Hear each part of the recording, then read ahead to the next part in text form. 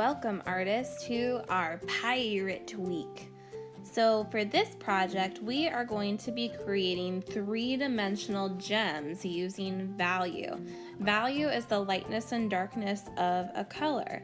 So we're going to be using a color, or sometimes artists call that a hue, and then we'll be adding black and white to those colors. I'm drawing 5 different gems so that you get a variety and can kind of choose what you're most interested in. You don't have to draw it in the way that I'm drawing it. This is called a composition. I decided to put 1 in the middle and 4 in each corner, but you can draw your gems in whatever way you want. You could do one big one, you could do a couple that are touching or overlapping. The choice is yours.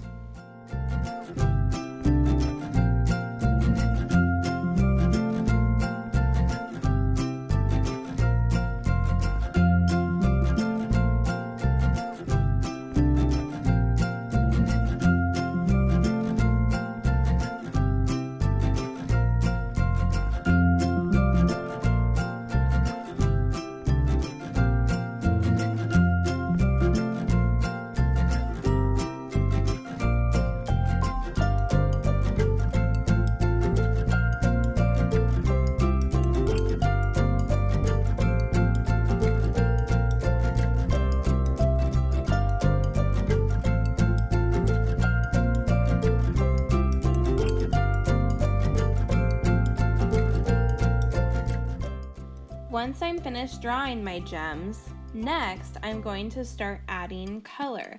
So for each gem, I'm using a different material, or what's also called a medium. My first gem, I'm just going to use a pencil because we've been talking about shading with a pencil for years at Emerson. And so you're going to see me create 5 different values. So this is my lightest value that I just made, and I used the side of my pencil and very, very lightly added and shaded in those different sections. You can now see I'm creating a second value and making it a little bit darker, so you can see the difference between those two. With pencil, you can blend it with your finger, so you saw me just smudging that a little bit ago. So now I'm doing my third value. I'm pushing a little bit harder with my pencil to add that value. I'm also using more of the tip of my pencil to get a darker value. I skipped ahead a little bit there, but you can see that I did my darkest value. I filled that whole area in. Next, I was moving on to crayons. So again, I have my color that I picked, or the hue, and then I'm adding white and black to it to make it lighter and darker. Again, I'm starting with my lightest by not putting very much pressure with my crayon. And then I'm going to add white by putting a lot of pressure, because white is a weak color, over top of it. This time I'm going to use my hue color again, and I'm going to put a little bit more pressure and make it a little bit darker. And for my second value, after I've done that color, I'm going to add white over top of it again.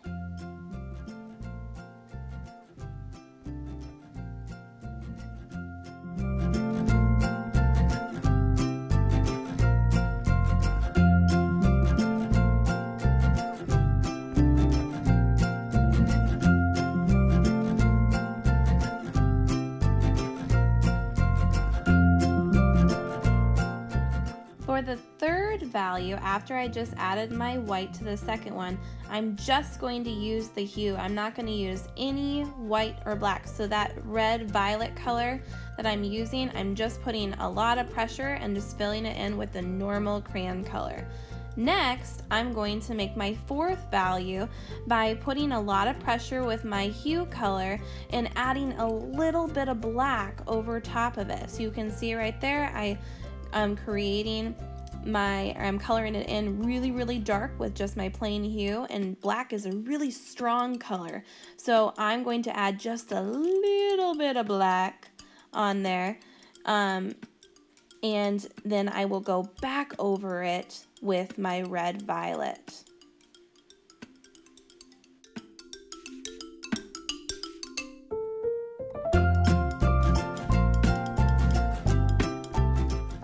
So here I am adding just a little bit of black and then going back over top of it with my red violet to make my fourth value color. So again, I'm adding my red violet, adding a little bit of black, and then continuing on.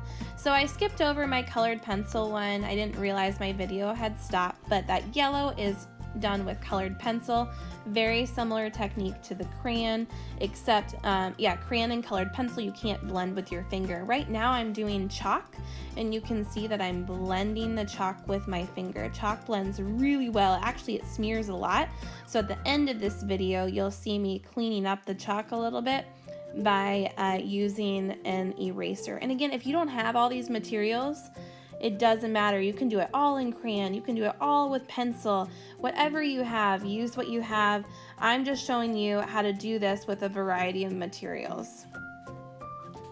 So here I am erasing, and notice I don't wipe the pencil erasings away with my hand. I tip the paper over or blow on it because otherwise I'll just smear it all over my paper again. So chalk smears really easily.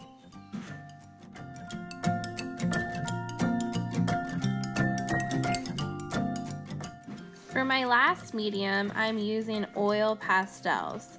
So I use pencil, colored pencil, crayon, chalk, oil pastels.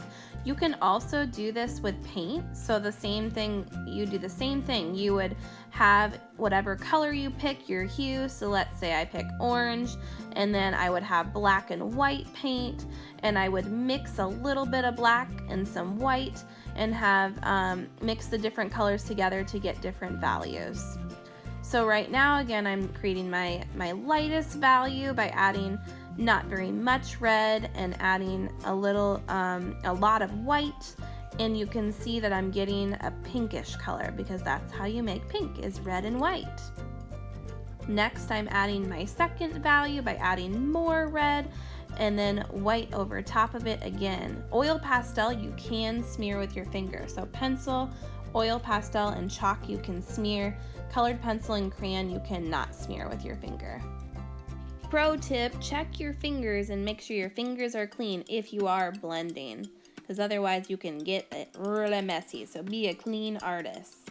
So the next thing I was going to talk about, I told you need to pick a color and black and white. Well, what happens if you don't have the color black? You can use something called complementary colors.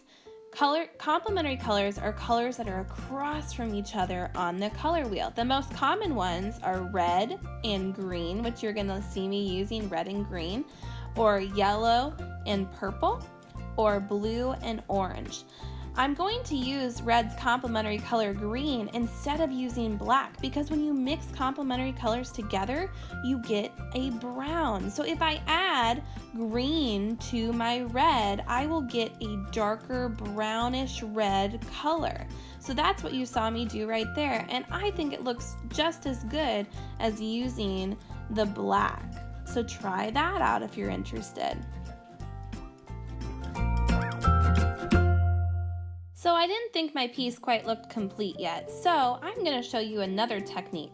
All you need is a tray filled with a little bit of water, and then I'm using chalk from outside and something to scrape it with. I'm just using a butter knife, and I'm scraping my outside chalk into the water with a variety of colors.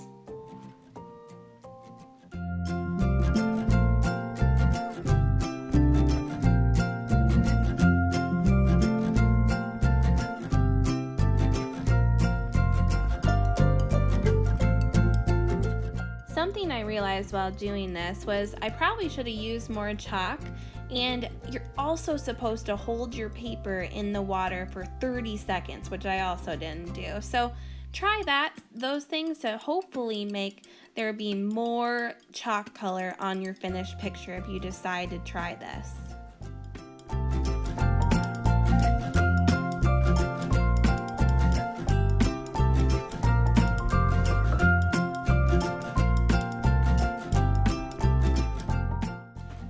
You have fun trying out these new techniques. I can't wait to see your beautiful gems.